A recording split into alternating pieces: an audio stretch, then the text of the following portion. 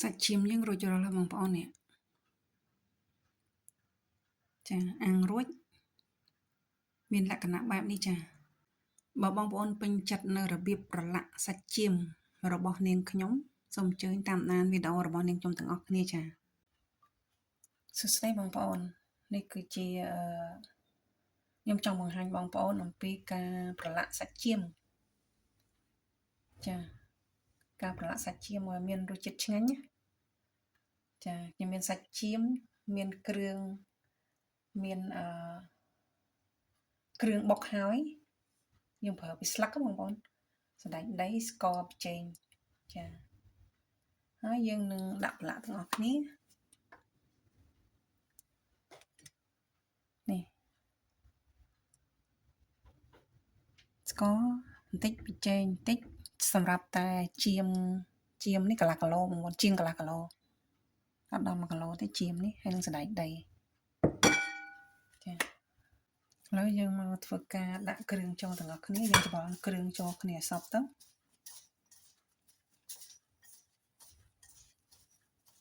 យើងមិនបាច់ប្រើអីទៀតបងប្អូនព្រោះនៅក្នុងនេះមានសព្វហើយ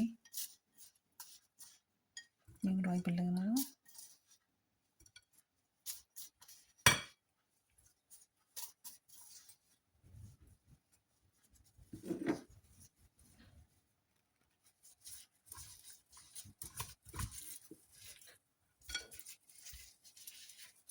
នឹងយើងយកទៅអាំងបានខ្ជូរអីក៏បានដែរបងប្អូន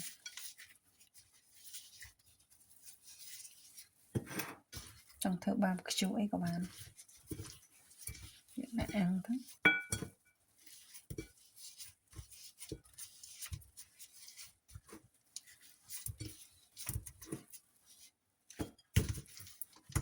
វាសព្វ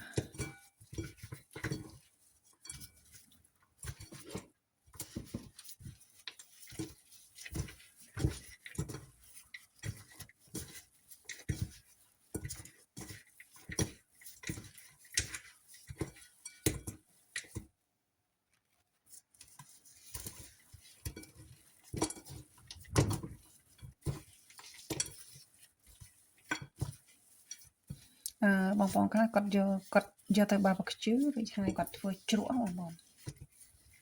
ធ្វើជ្រក់ការ៉ុតអីអញ្ចឹងណាបើស្រុកយើងធ្វើពីជ្រក់ពីល្ហុងអញ្ចឹង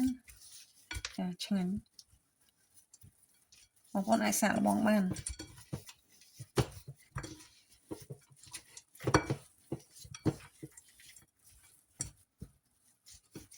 ងាយបងប្អូនអាចសាកល្បងប្រឡាក់អញ្ចឹងបានបងប្អូនណាអត់ដែរប្រឡាក់ធ្វើតាមខ្ញុំអញ្ចឹងទៅគឺឆ្ងាញ់បងប្អូននេះបងប្អូនយើងផ្អាប់ទុកចំនួន15ទៅ20នាទីឬក៏មួយយប់ក៏បានចម្លាក់អាំងណាបងប្អូន